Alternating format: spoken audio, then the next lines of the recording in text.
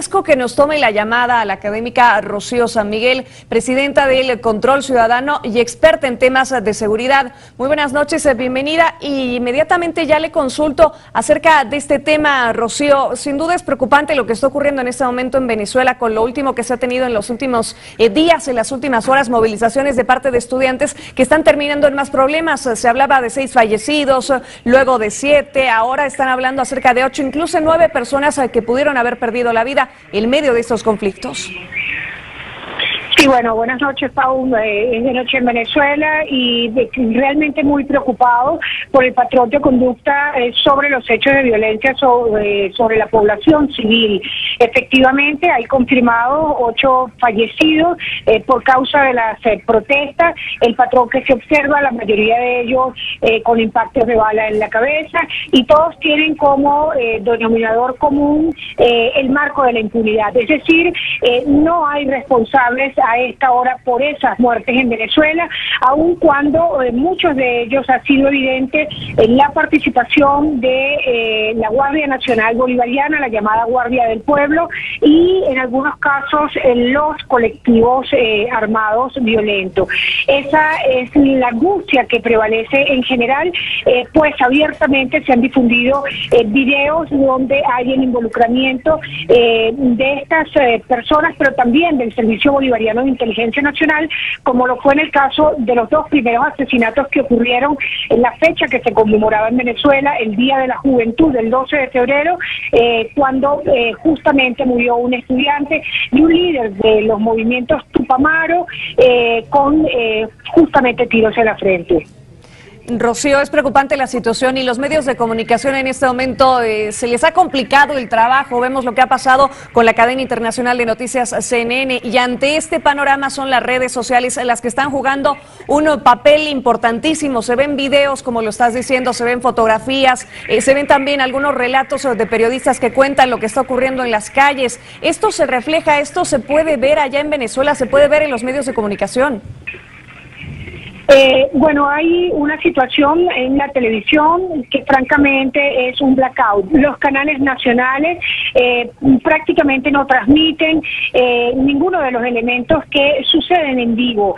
Apenas algunos canales privados dan un reporte al final de la noche que reflejan de alguna manera una síntesis muy apretada de lo que ha podido ocurrir en la jornada. En relación a la prensa escrita, hay todavía mecanismos que permiten encontrar en diarios de circulación nacional información importante, y gracias a la actividad de los periodistas se ha podido documentar muchos elementos de violaciones graves a los derechos humanos. Inclusive se ha trabajado en develar los nombres de funcionarios públicos involucrados en presuntos asesinatos.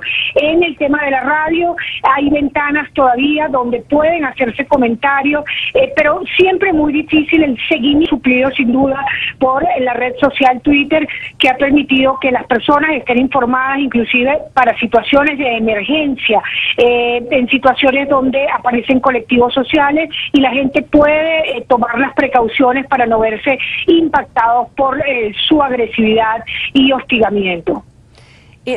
También otra consulta, Rocío. Varios mandatarios se han manifestado sobre este tema, han manifestado su preocupación ante esto. Incluso hemos visto que el propio presidente Nicolás Maduro ha dicho que esta es una injerencia, ha hablado, incluso ha retado al propio presidente de Estados Unidos, Barack Obama, para que finalmente hablen acerca de esta situación. Instituciones como Derechos Humanos también está pidiendo que se respeten los derechos de los jóvenes, de quienes están protestando en estas marchas, que bien lo decían ellos y también los opositores, son pacíficas. Sí, ha habido, digamos que las dos caras de la moneda. Hemos visto posiciones muy tímidas y pasivas, inclusive de solidaridad inmediata con el gobierno de Venezuela de parte de los países miembros del Mercosur. Era de esperarse una solidaridad a toda prueba de los países del ALBA, y posiciones tímidas en general a nivel internacional. Sin embargo, son importantes la posición de organismos de derechos humanos como Human Rights Watch, como Amnistía Internacional, y no dudamos, los defensores de derechos humanos, que podrá elevarse al conocimiento prontamente del secretario general de Naciones Unidas algún tipo de acción de comunidad, de comunicado que pueda persuadir de alguna manera al gobierno nacional sobre las medidas que está tomando, y yo diría sobre el discurso de odio que diariamente instrumentaliza desde el poder. Se observa una soberbia permanente, una ausencia en el reconocimiento del otro desde el gobierno venezolano, y creo que eso no abona una dirección de diálogo nacional.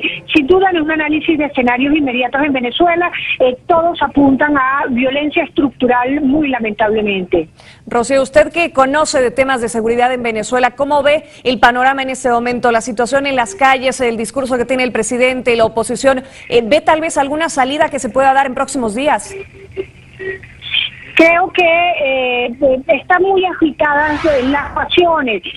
Sin duda el gobierno se siente fuerte, se encuentra cómodo con un alto mando militar, probadamente partidizado, con un discurso de hace más de 5 años, donde hay consignas abiertamente políticas. Nosotros desde Control Ciudadano llevamos un registro en ese sentido y podemos dar fe de ello. Es un gobierno con escasos meses en el poder, pero que se siente Nicolás Maduro como un heredero político de Chávez.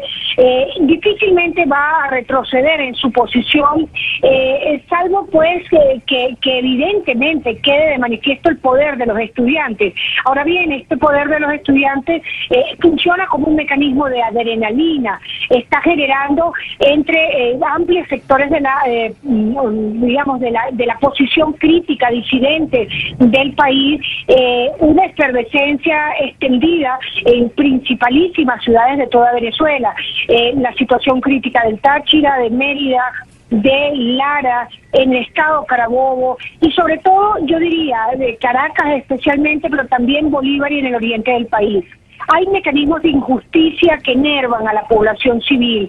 Estos videos que han recorrido a la nación, donde aparecen guardias nacionales que impactan directamente contra ciudadanos, producen, yo diría, indignación. Y si hay una palabra que puede abrazar la estima o el elemento de cohesión de los estudiantes en este momento, sin duda es el del coraje, pues hace falta mucho para poderse enfrentar a estos colectivos sociales armados y a estos organismos de seguridad del Estado que abiertamente están empleando armas de guerra contra la población civil. Rocío, yo le agradezco mucho haber contestado nuestras preguntas y el mostrarnos también un panorama de lo que en este momento está pasando en Venezuela. Estaremos atentos, estaremos al pendiente de lo que esté ocurriendo, de lo que vaya a pasar en los siguientes días con esta manifestación que ya se tiene prevista para el fin de semana. Rocío San Miguel, muchísimas gracias, muy buenas noches. Muy buenas noches, muchísimas gracias a ustedes. Te invitamos a seguir cuestionando la información con los siguientes videos.